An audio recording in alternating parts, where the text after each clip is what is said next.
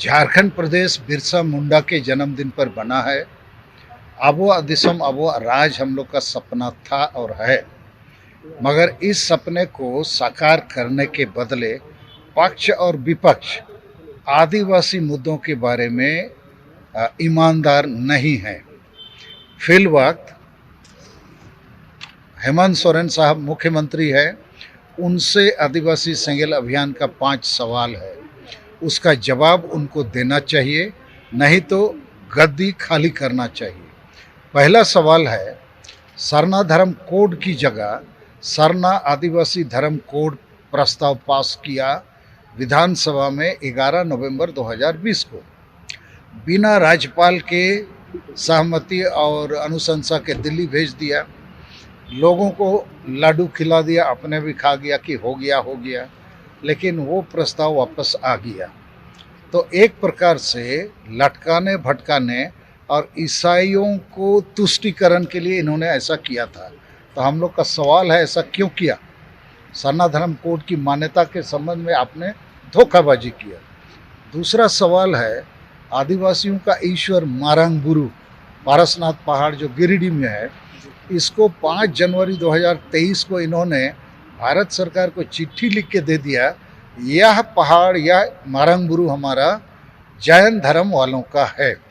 तो हम लोग का कहना है, हमारे ईश्वर को आपने बेच दिया, ऐसा क्यों किया? तीसरा सवाल है, संताली भाषा झारखंड में क्यों राजभाषा आप नहीं बनाते हैं? ये एकमात्र भाषा भारत देश में आदिवासी भाषा राष्ट्रीय मान्यता प्राप्त है, तो झारखंड में इसको प्रथम राजभाषा बनाने में कोई दिक्कत नहीं होनी चाहिए। आप ऐसा नहीं करते हैं, बल्कि इसकी जो ओल चिकी लिपि है उसको जेएमएम के ईसाई एमएलए एमपी संताल परगना में रोज विरोध कर रहे हैं, तो ये भी गलत है, इसका जवाब देना चाहिए। चौथा सवाल है कि कुर्मी महतो को आदिवासी बनाने का अनुशंसा हस्ताक्षर हेमंत सोरेन और उसके तमाम जेएमएम के एमएलए एमपी 8 फरवरी 2018 को साइन करके भेज दिए। तो कुर्मी महतो यदि आदिवासी बन जाएंगे तो हम लोग जो असली आदिवासी हैं, संताल, मुंडा, उरांव, भूमिज हो, खड़िया, बिरहोड़ आदि, हम तो फांसी के फंदे में लटक जाएंगे। तो आप हेमंत जी आदिवासी विरोधी हैं, आदिवासियों के हत्यारा प्रमाणित हो रहे हैं, क्यों ऐसा किया? जवाब दो। 5 नंबर सवाल है, हम आदिवासियों का स्वशासन व्यवस्था है, परंपरा के नाम पर वंशानुगत माझी परगना, मनकी मुंडा, डोकलो सोहर और एक तो क्या है जी, पढ़ा पंचायत, ये लोग जो हैं सबकी सहमति से नहीं बनते हैं। वो बाप का ही बेटा राजा का बेटा राजा बनता है।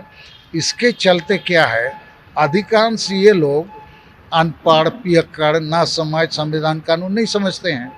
तो गांव में अभी तक नशापन, अंधविश्वास, डायन प्रथा, ईर्ष्या द्वेष, आदिवासी महिला विरोधी मानसिकता और वोट को हानिया, दारू, चखना रुपया में बेचने का परंपरा चालू है।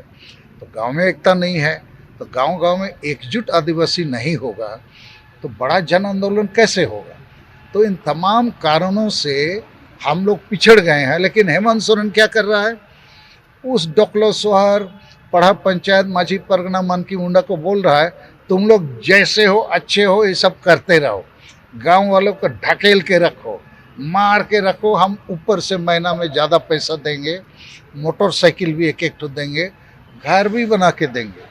तो हम लोग बिल्कुल इसके खिलाफ है, क्योंकि ऐसा करने से आदिवासी और रसातल को जाएगा। तो ये 5 प्रश्नों का जवाब इनको देना होगा, नहीं दे सकते हैं तो गद्दी छोड़ना होगा। और ऐसा हम लोग करीब 15 दिन अभी आदिवासी सेंगेल अभियान की तरफ से 7 राज्यों के सभी प्रखंडों में मुख्यमंत्री के नाम से मार्फत वीडियो एक ज्ञापन देंगे, जनता को जागरूक बनाएंगे।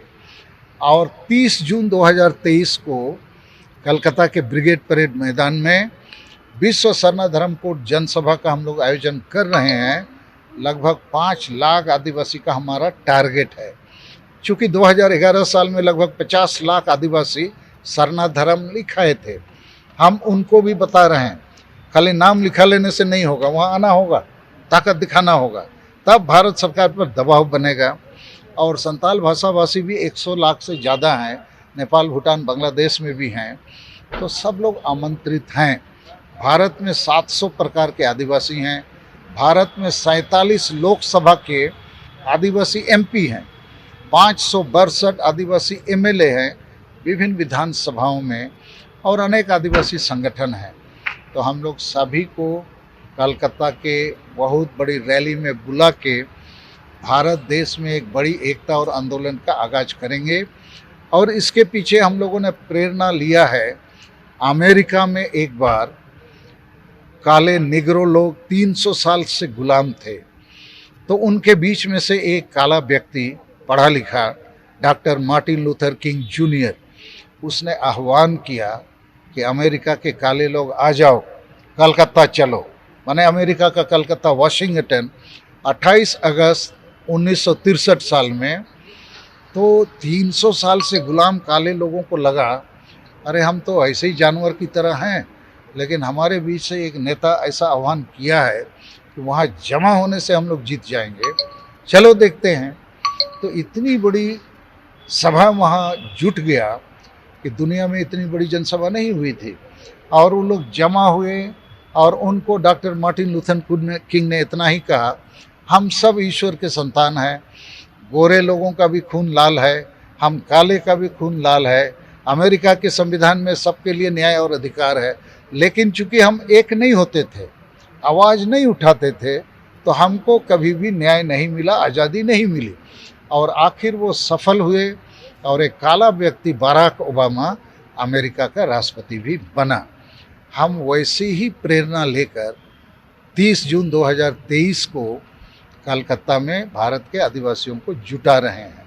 और 30 जून 1855 संताल विद्रोह का ऐतिहासिक दिन है, जब अंग्रेज़ों के खिलाफ सिद्धू मुर्मू के नेतृत्व में, जैसे इधर बिरसा मुंडा के नेतृत्व में जन क्रांति हुआ था। वो जन क्रांति का तारीख है। कलकत्ता में हम लोग जुटेंगे और ज़रूर सफल होंगे। अंतिम बात ये मैं कहना चाहता हूँ, ये जो आदिवासी मुद्दे हैं, दुर्भाग्य से यहाँ ना यूपीए ना एनडीए, मतलब इधर Hemant Soren, Congress party, JMM party मिल के 5 साल होने वाले हैं, आदिवासियों को बहुत वायदे किए, हम ये कर देंगे, 32 का खतियान तो 5 लाख लोगों को नौकरी और बहुत कुछ नहीं किया, झुनझुना ही थमाया।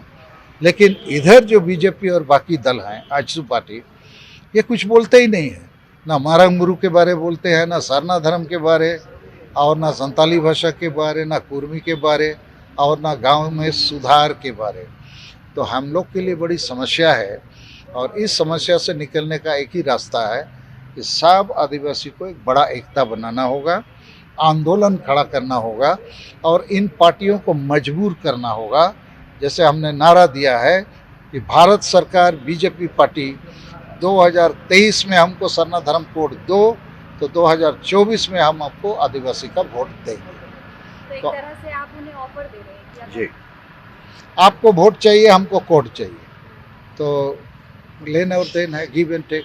दादा, हेमंत सर नहीं, दिन भर में तो नहीं, ये सीधे सीधे तुष्टीकरण है। वो ऐसा है, सरना धर्म कोड केवल पास करेंगे तो जो आदिवासी ईसाई बना है उसको लोग पूछेंगे, तुम लोग तो सरना नहीं हो, तुम तो ईसाई हो। हाँ, ईसाई है, तो तुम अब इसमें नहीं हो, तो तुम आदिवासी नहीं हो, ये तब उनको दिक्कत होगी।